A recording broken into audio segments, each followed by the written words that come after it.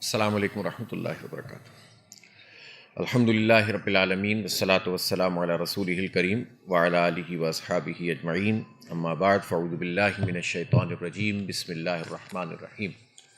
ظہر الفساد فی البر والبحر بما کسبت ایدی الناس لیذیقہم بعض الذی عملوا لعلہم یرجعون، صدق اللہ العلی العظیم۔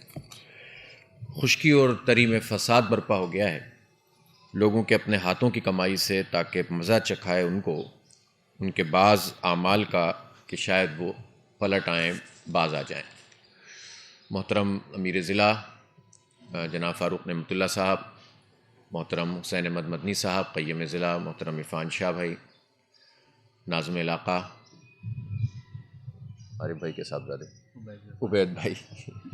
عبید بھائی اور میرے بہت ہی قابل احترام بھائیو، ہمارے ضلع کا نظم بھی پورا الحمدللہ موجود ہے، اور وہ سارے کارکن میرے سامنے موجود ہیں کہ جنہوں نے الحمدللہ پچھلے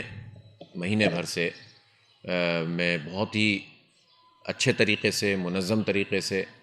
اور اپنے آپ کو بڑی حد تک خطرے میں ڈال کر لوگوں کی خدمت کی ہے، کام کیا ہے۔ اور واقعی اگر میں کہوں کہ آپ سب لوگوں نے جماعت اسلامی کے کارکن ہونے کا حق ادا کیا ہے تو اس میں مبالغہ نہیں ہوگا۔ جماعت اسلامی کے یہی وہ نظریاتی اور خدمت خلق کا جذبہ رکھنے والے اور دین کی تڑپ رکھنے والے کارکن ہیں، جن کی بنیاد پر ایک بہت بڑا کام پورے پاکستان میں الحمدللہ ہم انجام دے رہے ہیں، اور جس کی بنیاد پر ہم بڑے فخر کے ساتھ یہ کہتے ہیں کہ جماعت اسلامی لوگوں کی خدمت کرتی ہے، جماعت اسلامی سب سے منظم جماعت ہے، جماعت اسلامی امانت اور دیانت کے ساتھ لوگوں کی خدمت کرتی ہے۔ اور یہ بات ہم ہی نہیں کہتے، بلکہ ہمارے جو مخالفین بھی ہوتے ہیں، جو ہم سے اختلاف رکھتے ہیں، جو ہمارے بعض اوقات تو بہت شدید جذبہ رکھتے ہیں ہمارے خلاف، لیکن وہ لوگ بھی یہ کہنے پہ مجبور ہوتے ہیں کہ سب سے بہترین نیٹ ورک، سب سے بہترین طریقے سے خدمت کا کام اس پورے عرصے میں جب سے کرونا وائرس کی وبا آئی ہے جماعت اسلامی اور الخدمت نے کیا ہے۔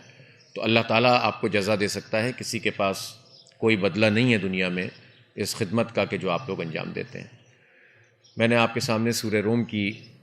آیت تلاوت کی، جس میں اللہ رب العالمین نے یہ ارشاد فرمایا ہے کہ خشکی اور تری میں جو فساد برپا ہو گیا ہے، اصل میں وہ فساد انسان کے اپنے ہاتھ کی کمائی ہے، اور یہ اللہ کا طریقہ ہے کہ جب انسان فساد برپا کرتا ہے، خرابیاں پیدا کرتا ہے معاشرے میں، اور زمین کے اوپر اپنی مرضی کا نظام چلانے کی کوشش کرتا ہے، ظلم اور فساد سے زمین بھر جاتی ہے، تو پھر یہ سارا عمل وہ ہوتا ہے کہ جس کے نتیجے میں اللہ تعالیٰ بعض لوگوں کے اعمال کے نتیجے میں تنبیہات اور عذابوں کی شکل نازل فرماتا ہے، اور یہ اس لیے ہوتی ہیں لعلہم یرجعون، کہ تم پلٹ آؤ۔ تو ہم یہ سمجھتے ہیں کہ یہ جو کورونا کی وبا ہے، اس میں بہت ساری تھیوریز ہیں، بہت ساری باتیں ہیں جو چل رہی ہیں۔ کوئی یہ سمجھتا ہے کہ یہ ایک ایسی وبا ہے کہ جس کو کچھ انسانیت دشمن لوگوں نے یا قوموں نے پوری دنیا کے اندر پھیلایا ہے اپنے مذموم مقاصد کے لیے۔ جب ہم دنیا کی تاریخ کا مطالعہ کرتے ہیں تو ہمیں یہ بات بالکل اجنبی محسوس نہیں ہوتی، اگرچہ کہ اس کا کوئی ثبوت نہیں ہے، لیکن ہم نے دیکھا ہے ماضی میں بھی کہ ان قوموں نے جس طرح سے قتل عام کیا ہے دوسری قوموں کا، اور جس طرح سے بایولوجیکل وار بھی کی ہے، جس طرح کیمیکل وار کی ہے، تو بعید نہیں ہے کہ یہ لوگ یہ کام کر سکتے ہیں۔ لیکن اگر انہوں نے بھی یہ کام کیا ہے تو یہ ایک وبا کی شکل اختیار کر گیا۔ لیکن اگر یہ کسی نے نہیں بھی کیا اور یہ وبا پھیل گئی ہے ایک ایسے کیڑے کے ذریعے سے کہ جو ہمیں اپنی آنکھوں سے نظر نہیں آتا، جو عام خوردبین سے بھی نظر نہیں آتا، جس کے لیے الیکٹرانک مائکروسکوپ چاہیے ہوتی ہے اس کو جج کرنے کے لیے، دیکھنے کے لیے، تو آپ یہ بتائیے کہ اللہ رب العالمین کی قدرت اور طاقت کتنی بڑی ہے کہ دنیا میں انسان اپنی ترقی کے عروج پر ہے۔ چاند پر جانے والی بات تو دور کی، اب تو مریخ کی طرف سفر کرنے کی بات کرتے ہیں۔ اب تو خلاؤں کو مسخر کرنے والا یہ انسان ہے۔ اب تو ایسے ایسے بم اس نے ایجاد کیے ہیں کہ جس کے نتیجے میں لمحوں کے اندر لاکھوں کروڑوں انسان لقمہ اجل بن جائیں، اور اس کا مظاہرہ اور تو خود 1945 میں امریکہ نے کر دیا تھا جاپان کے اوپر بم پھینک کے۔ اس سے تو کہیں زیادہ، ہزاروں گنا زیادہ بڑی قوت اور طاقت کے ساتھ اس وقت دنیا کے یہ ممالک موجود ہیں، کیمیکل ویپنز ان کے پاس موجود ہیں۔ پھر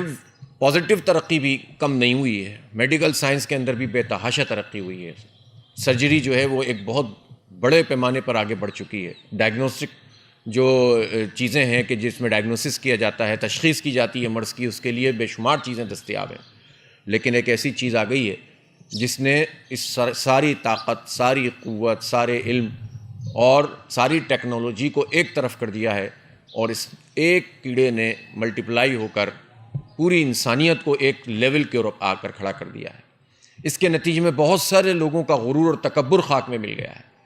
بہت سارے لوگ جو مروب تھے طاقت کی وجہ سے، ٹیکنالوجی کی وجہ سے، مغرب سے یا ان ممالک سے کہ جن کی بالادستی کا نظام قائم ہے، ایک تو صحیح ہے ان کی جو پازیٹیو چیز ہے آپ اس کو پازیٹیو کہیں، لیکن ایک یہ ہے کہ ان کا سحر اپنے اوپر طاری کر لیں اور اپنی ہر چیز غلط ہو جائے اور ان کی ہر چیز درست ہو جائے۔ یہ غلام ذہنیت کے لوگ اور مروب ذہنیت کے لوگ آج بھی موجود ہیں،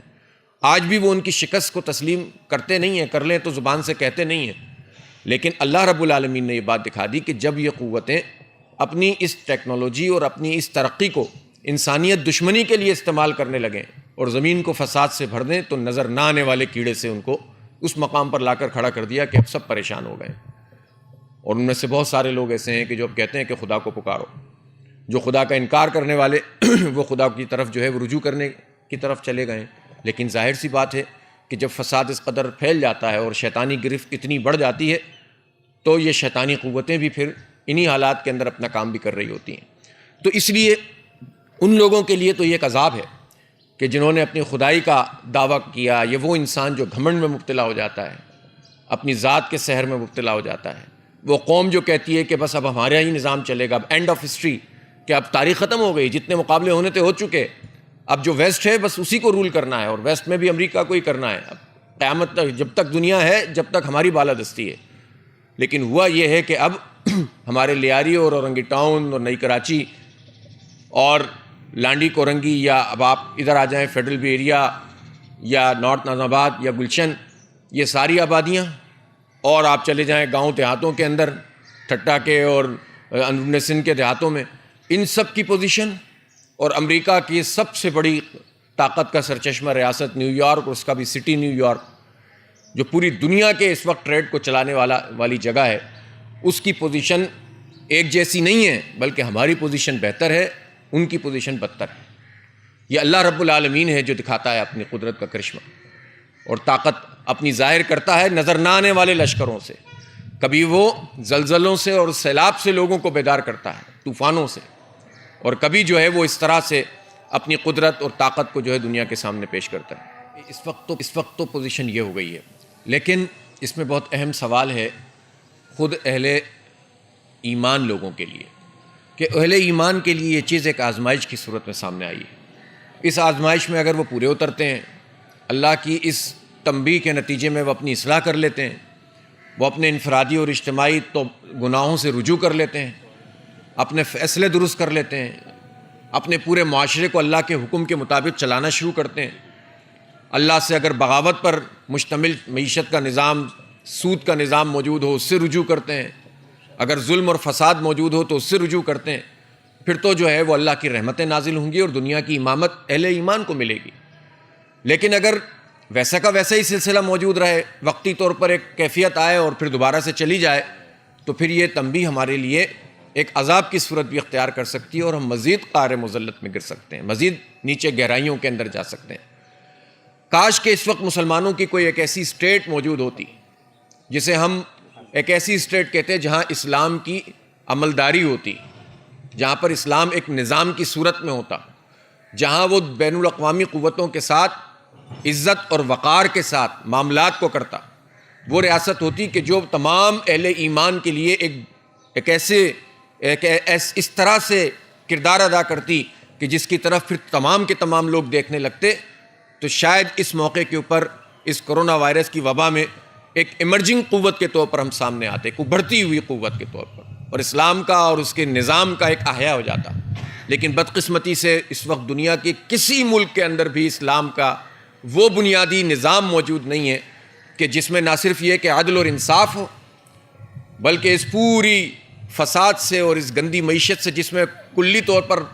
جو ہے وہ ہٹ کر ایک الگ سسٹم چلتا ہو، اور اگر کہیں پر کچھ قانون کی صورت میں اور کسی نہ کسی حد تک نظام کی صورت میں اگر اسلام کی تعلیمات موجود بھی ہیں، تو جب وہ بین الاقوامی معاملات کرتے ہیں تو پورے کی پوری مسلمان قوموں کو بیچنے کے مترادف ہوتے ہیں اور ان کے غلام کے طور پر بیہیو کرتے ہیں۔ ظاہر ہے کہ ایسی ریاستیں اسلامی ریاستیں نہیں ہو سکتی، اگرچہ کہ وہ چند چیزیں، کچھ قوانین جو ہے اپنے اپنے علاقوں کے اندر نافذ بھی کرتی ہوں، تو ہمیں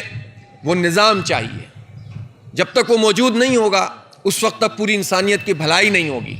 اس لیے کہ اسلام کا نظام عدل ہی انسانیت کو برابری کے سطح پر ڈیل کرتا ہے، انصاف فراہم کرتا ہے۔ تو اس کے لیے کیا کیا جائے؟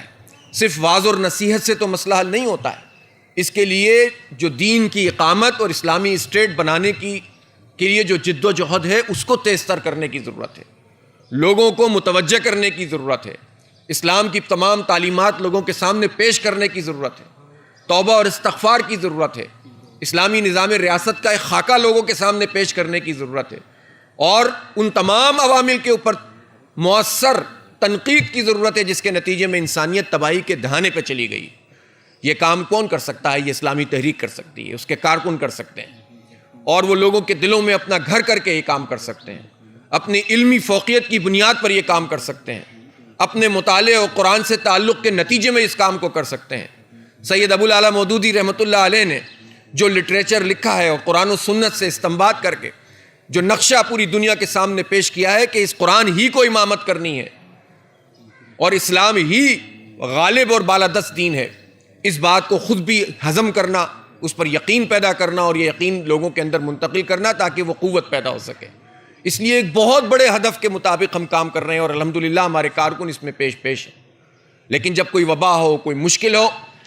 تو اس میں صرف تقریروں سے مسئلہ حل نہیں ہوتا ہے، خدمت جو ہے وہ ہمارے کام کا ایک بنیادی حصہ ہے، اور اس خدمت کو ہم اپنے اداروں کے ذریعے سے بھی کرتے ہیں، اور یہ خدمت ہمارے ذات کا حصہ بھی ہونی چاہیے کہ ضروری نہیں ہے کہ ہم کسی کو مدد فراہم کریں تو ہمارا کوئی ادارہ ہی ہو یہ کام کرے۔ ایثار اور قربانی اس طرح بھی ہوتی ہے کہ جس میں وہ ادارتی سطح سے ہٹ کر ذاتی حیثیت کے اندر آدمی کر رہا ہوتا ہے، اور اس میں مال کی مقدار نہیں کاؤنٹ کرتی، آپ کا جذبہ اور آپ کا خلوص اور آپ کا ایثار کام کرتا ہے۔ آپ کسی کو کچھ نہیں دے سکتے تو مسکراہٹ تو دے سکتے ہیں، احساس شراکت تو دے سکتے ہیں، دوستی تو اس کے ساتھ کر سکتے ہیں، اور پھر اللہ کا شکر ہے کہ ہمارے ساتھ تو ایک جماعت ہے۔ ہمیں اندازہ ہے کہ اس وقت جو حالات ہیں لوگوں کے لاک ڈاؤن کے نتیجے میں، ان حالات کے اندر ایک جماعت سب لوگوں تک نہ راشن پہنچا سکتی ہے، نہ سب جگہوں پہ اسپرے کر سکتی ہے۔ یہ تو ریاستوں اور حکومتوں کا کام ہوتا ہے، اور پریکٹیکلی یہ بات سامنے آئی کہ ایک طرف تو خیر خواہی کا جذبہ بھی نظر آتا ہے، اہل خیر حضرات تعاون بھی کر رہے ہیں، ہمارے جیسے لوگ اور بھی بہت سے لوگ ہیں جو خدمت کے میدان میں موجود ہیں، ان کے جذبات اچھے ہیں، وہ یہ کام کر بھی رہے ہیں، لیکن دوسری طرف نظر آتا ہے کہ جس کے پاس وسائل ہیں، جن کے پاس طاقت ہے، قوت نافذہ ہے، ان کے پاس تو کوئی سسٹم ایگزسٹ ہی نہیں کرتا۔ ایک تو نیتوں کا مسئلہ بھی ہے، دوسری طرف کرپشن بھی ہے، اور تیسری طرف اگر وہ چاہتے بھی ہیں تو نہیں کر پاتے، اس لیے کہ اس پورے نظام کے اندر اتنی گندگی شامل ہو گئی ہے کہ وہ ڈیلیور کرنے کی صلاحیت سے محروم ہو گیا ہے۔ اسی لیے جزوی طور پر اگر وہ کچھ کر بھی دیں تو ریاست کی جو وسائل ہیں اور حکومت کے پاس جتنے مالیات ہوتی ہے اور جتنی امداد اس وقت مل رہی ہے، وہ کوئی بھی نظام بناتے ہیں وہ فیل ہو جاتا ہے، اور وہ نہیں دے پا رہے ہیں۔ تو اس لیے لوگوں کے اندر یہ شعور پیدا کرنے کی ضرورت ہے کہ ہم تو اپنی بساط بھر یہ کام کر سکتے ہیں، جتنا ہم کر سکتے ہیں، جو ہمیں ملے گا وہ ہم آپ تک دیں گے، لیکن جن کے پاس سب کچھ ہے ان کو آپ اختیار دے دیتے ہیں، اقتدار دے دیتے ہیں، طاقت دے دیتے ہیں، اور اس طاقت سے آپ کا استحصال کرتے ہیں۔ تو اس لیے آئیے ہم سب مل کر ان حالات کا مقابلہ کریں اور ایک ایسا نظام قائم کریں جس میں جو ہے وہ ہمارے وسائل، ہمارے ٹیکس، یہ سارے کے سارے ہماری بھلائی کے لیے استعمال ہوں۔ تو یہ وہ پہلو ہے کہ جس پر گفتگو کی بھی ضرورت ہے، اور حکمت کے ساتھ، صرف کنڈم کر کے نہیں، ایک سویپنگ اسٹیٹمنٹ کے ذریعے سے نہیں، بلکہ طریقے کے ساتھ لوگوں کو سمجھانے کی ضرورت ہے۔ الحمدللہ پورے ملک میں ایک امپریشن جماعت اسلامی کے حوالے سے بنا ہے، اور اللہ کا شکر ہے کہ جماعت اسلامی نے اس حوالے سے پیش رفت کی ہے۔ اب ہمارا یہ کام ہے کہ ہم اس کام کو چھوڑیں نہیں۔ جو وسائل اور ان کے حوالے سے چیزیں ہیں وہ تو آپ کا نظم اس کو طے کرے گا کہ کتنا کرنا ہے۔ اب رمضان بھی آ رہا ہے، اس کو کس طرح اس کی منصوبہ بندی کرنی ہے، لیکن جو کرنے کا کام ہے وہ مسلسل لوگوں سے رابطہ، اور رابطے کے جتنے ذرائع موجود ہیں، ہم سوشل میڈیا کو استعمال کرتے ہیں، بعض اوقات آپس میں ہی لگے رہتے ہیں،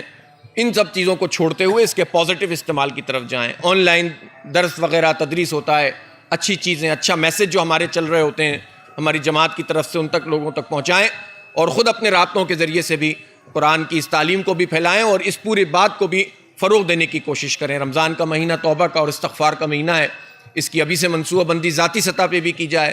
اہل خانہ کے ساتھ بھی ایک نصاب پہلے سے بنایا ہوا ہے کہ بھئی لوگوں کی تربیت کی جائے، اپنے بچوں کی، اپنے گھر والوں کی، اور رمضان میں تو خاص طور پر اس کا اہتمام کریں۔ مساجد کے اعتبار سے اب یہ فیصلہ ہوا ہے کہ مسجدیں کھلیں گے بھی، اب صحیح ہے، جو بھی احتیاطیں مسجد انتظامیہ کی طرف سے سامنے آئے اس کو سامنے رکھتے ہوئے ہم نے یہ کام کرنا ہے، تو ہمارے لیے مزید دعوت کی اپرچونٹی اور مواقع بڑھ گئے ہیں۔ تو میرا خیال ہے کہ اس کی ایک بہترین منصوبہ بندی کے ذریعے سے ہم آگے بڑھ سکتے ہیں۔ میں ایک مرتبہ پھر آپ سب لوگوں کو جنہوں نے اس پورے کام میں حصہ لیا، اللہ تعالیٰ سے دعا کرتا ہوں کہ اس پورے کام کو وہ جو ہے وہ آپ کے لیے نجات کا ذریعہ بنا دے۔ ہمارے کارکن جنید بھائی جو کام کرتے ہوئے ایک حادثے کا شکار ہو گئے اور ان کا انتقال ہو گیا، اللہ تعالیٰ ان کے جو حق حلال کی جو روزی کمانے کی ان کا کام تھا، محنت تھی، اس کو قبول فرمائے، اور جو غلطیاں کوتاہیاں ہیں ان کو معاف کرے، اور جو خدمات انہوں نے جماعت میں جو ہے وہ انجام دی ہیں، اللہ تعالیٰ اس کو اپنی قبولیت کا درجہ بخشے۔ اسی طرح ہمارے جتنے ساتھی، ہمارے دیکھیں سرجان وہاں تیسرا ٹاؤن کے اندر واقعہ ہوا، ایک ساتھی شہید ہو گئے، کتنے لوگ زخمی ہو گئے۔ ڈاکٹر عبدالقادر سمرو صاحب جو ہمارے گلشن حدید میں تھے، ایک بہت ہی شفیق اور بزرگ ہستی، اتنی خدمت کرنے والے، وہ اس دوران میں ہم سے جدا ہو گئے۔ اسی طرح ہمارے حیدرآباد کے ایک ساتھی ایکسیڈنٹ کا، تو ان سب لوگوں کے لیے بھی ہم دعا کریں کہ اللہ تعالیٰ ان سب کی مغفرت فرمائے اور ان کے درجات کو بلند کرے، اور آپ کے حق میں بھی میں دعا گو ہوں کہ اللہ تعالیٰ آپ کو اسی طرح سے خدمت کرنے کی توفیق دے، ایک بہترین علاقہ بن جائے یہ کہ جو ہمارے پورے شہر کے اندر ایک مثالی جو علاقے ہوتے ہیں جس میں تمام تر امور کو ہم بہترین طریقے سے، منظم طریقے سے انجام دیتے ہیں، تو انشاءاللہ ہمارا یہ کام مزید پیش رفت کرے گا۔ آنے والے دنوں میں ہمارے لیے بہت سے چیلنجز بھی ہیں، بلدیاتی انتخابات بھی ہیں، اور یہ انتخابات بھی ہم اپنی ذات کے لیے نہیں لڑتے یا لوگوں کے لیے نہیں لڑتے، بلکہ جماعت کی اس دعوت کو اچھے طریقے سے لوگوں کے سامنے پیش کرنے، اور اگر کوئی موقع ہمیں مل جائے کہ جس میں ہمیں خدمت کا موقع ملے، تو آپ کو معلوم ہے کہ پہلے بھی ماضی میں ہمارے ان تمام ساتھیوں نے جب انہیں موقع ملا تو انہوں نے اپنا ایک امپریشن بنایا، اور وہی امپریشن ہے جو آج جماعت اسلامی کے ساتھ موجود ہے۔